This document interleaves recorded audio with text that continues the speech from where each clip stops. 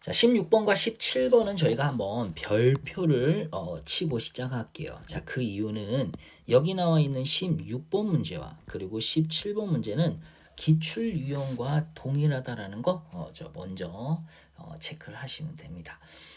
자, 16번, 17번 요 지문은 저번 시간에 우리가 학습했던 The Distance of the Moon에서 발췌한 내용을 바탕으로 만들어진 문제죠. The Distance of the Moon.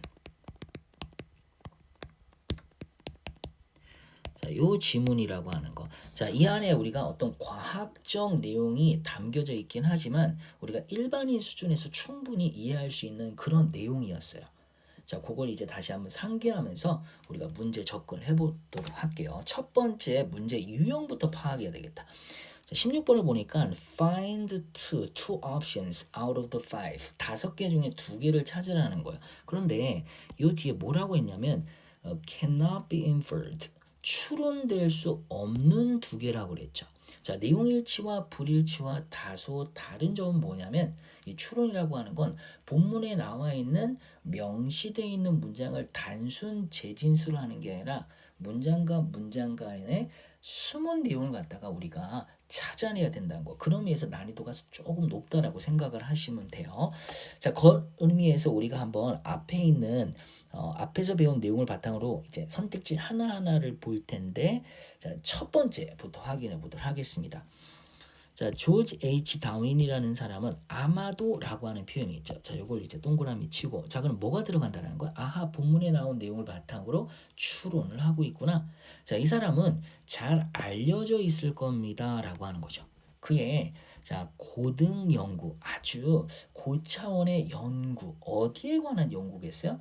우리가 본문 처음에 나오는 게 달과 지구의 어떤 이런 물리적인 관계에서 그 가까움을 설명하고 있었죠. 그런 의미에서 당연히 이 천문학이 된다라는 거 충분히 추론이 가능하고, 그리고 그의 이런 천문학적 연구는 아마도 뭐뭐임에 틀림이 없을 거다. 여기서 추론에 해당되는 내용의 자료 활용되는 조동사 과거 표현도 나왔어요. 그래서 앞에서 probably라고 하는 단어와 같은 맥락에서 어떤 표현을 쓰면서 재진술이라는 차원의 추론이 들어가는 거다. must have pp라고 하는 거. 과거에 뭐뭐이었음에 틀림이 없을 거다라고 하는 거. 그래, 그의 천문학적 연구라고 하는 것은 당연히 뭐에 관한 내용이겠어요? 여기서 우리가 앞에서 배웠던 바와 같이 바로 지구와 달의 어떤 인력의 어떤 관계가 나오고, 거기에 따라서 또 이제 이 바닷물이 높이 차오른다 그랬죠. 그리고 그 차오르는 높이, 거기에 따라서 또 지구와 이 달이 어떻게 연결되는지, 자, 명확하게 과학적으로 이렇게 설명되는 부분이라기보다는 그래서 명시되어 있는 내용을 바탕으로 우리가 빼내면 된단 말이에요. 그래서 그대로 나와 있습니다. 자, must have been about 뭐에 관한 것일 거다. tides. 그 다음에 tidal friction.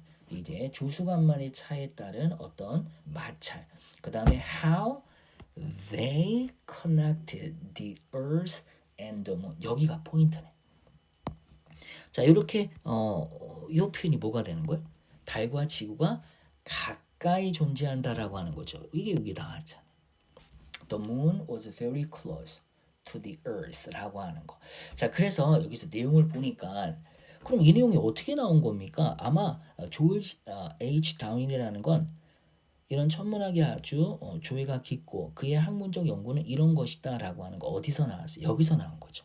According to Sir George H. Darwin이라고 하는. 그래서 간접 인용으로 글쓴이가 글의 도입부에서 지금 뭐 하고 있어요? 이 사람의 학문적 연구에 따르면 달이 지구와 아주 가까웠습니다라고 하는 거. 그래서 이 부분에서 16번에 1번 추론이 가능하다라고 이렇게 체크하시면 되겠는데, 그 다음에 두 번째는 우리가 크프라고 하는 주인공이 있었죠. 여기. 자, 이 주인공이 자신이 과거에 겪었던 오랜 사건을 기억해내면서 이야기를 전달하는 거잖아요.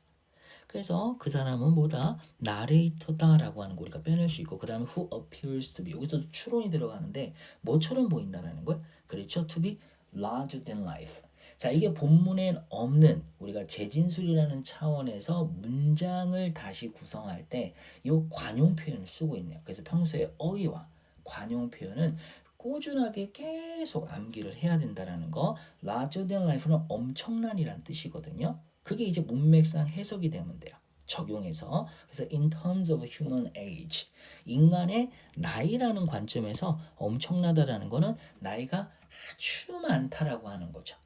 우리가 본문의 앞에서 뭐라 그랬어요? 너희들은 기억하지 못하겠지만 I remember what happened. 어떤 일이 일어났는지 아주 명확하게 기억한다고 그랬잖아요. 이게 또 맞는 추론이라는 걸 우리가 알 수가 있습니다. 그래서 1번과 2번은 맞는데 우선 3번을 제가 이제 별표 치도록 할게요. 자, 우선 별표 치는 의도는 뭐냐?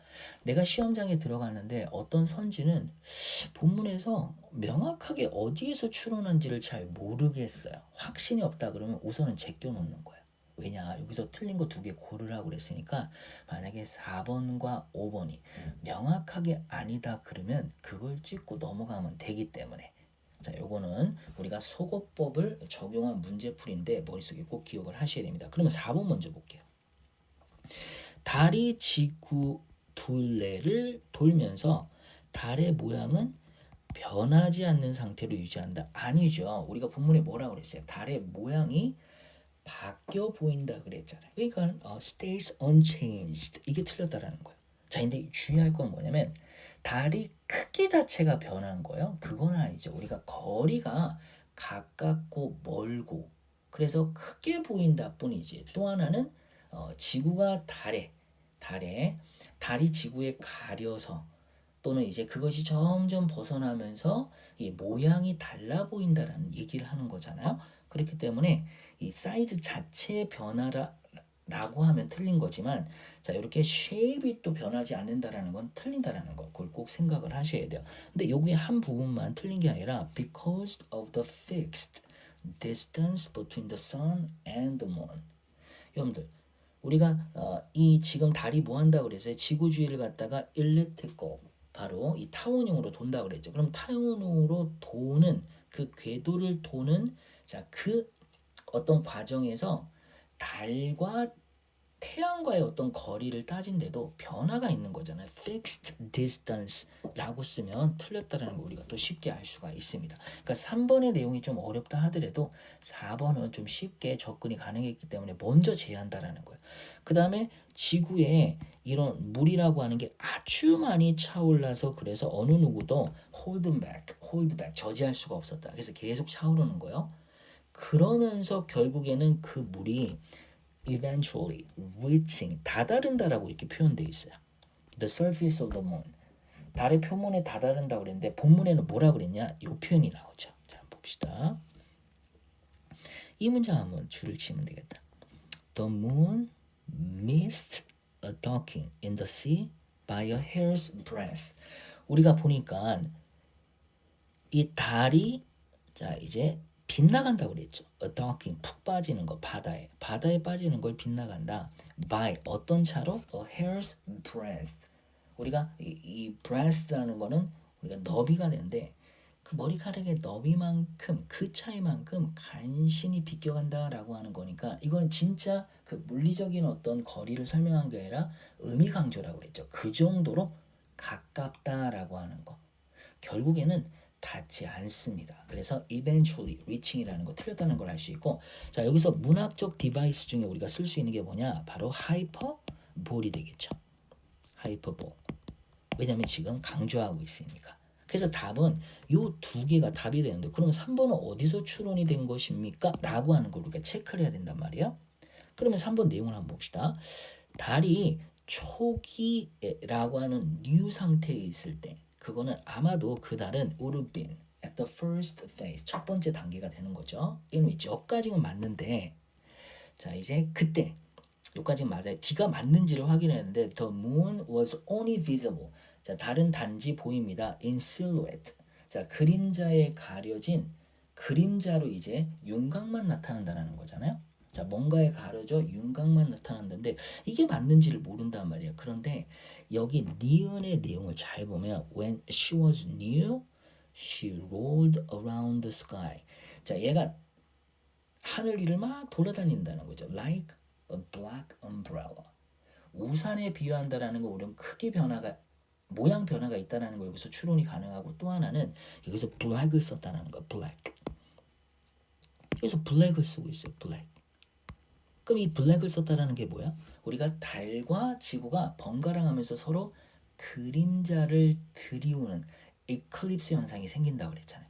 그래서 이 블랙을 썼다라는 것 자체가 여기에 실루엣을 표현하기 위해서 자, 이 블랙이라는 게 있기 때문에 우리가 실루엣이라는 표현을 쓸 수가 있겠구나라는 걸 추론할 수 있다라는 거예요. 자, 그래서 만약에 이걸 찾지 못했다 그러면 어떻게 접근하자? 소거법으로 4번과 5번 4번과 5번이 명확하게 아닌 걸 우리가 알고 있기 때문에 당연히 학교에서 수업 시간에 이거에 대한 언급과 또 이제 저랑 같이 수업할 때 거기에 대한 내용을 다루고 또 문제로 풀어봐서 충분히 대비가 되겠지만 미리 이런 거에 대한 방학 동안의 대비를 통해서 여러분들이 스스로도 수업 시간에 충분히 이러한 것들이 어떻게 시험과 연계될지 이런 거 생각을 할 수 있다라는 거예요. 그 다음에 17번은 저번 시간에 우리가 수업할 때 아주 강조를 했습니다. 내용을 보면 우선 가정법이 쓰이고 있죠. 자, 이 달이라고 하는 게 가까이 와서 it looked as if 마치 쉬워 가정법 쓰이고 있어요. 뭐 going to crush us 우리를 갖다가 뭉개트릴 정도로 가까워진다. 뭐 하기 위한 기능의 문장인 거예요. 그렇죠? 이것도 이제 hyperbole 우리가 literary device에서 과장법이 되는데 뭘 강조하기 위해서 그렇죠? 달이 지구와 아주 가깝다라고 하는 거. 자, 이걸 강조하기 위해서 쓴 과장법이 활용된 문장인데 특히 가정법이라고 하는 거에 있어서 실제는 아니지만 이 정도로 가까웠다라고 하는 걸 강조하기 위해서 it looked as if she were going to crush us라고 이렇게 표현하고 있는 거 체크하시면 되겠습니다.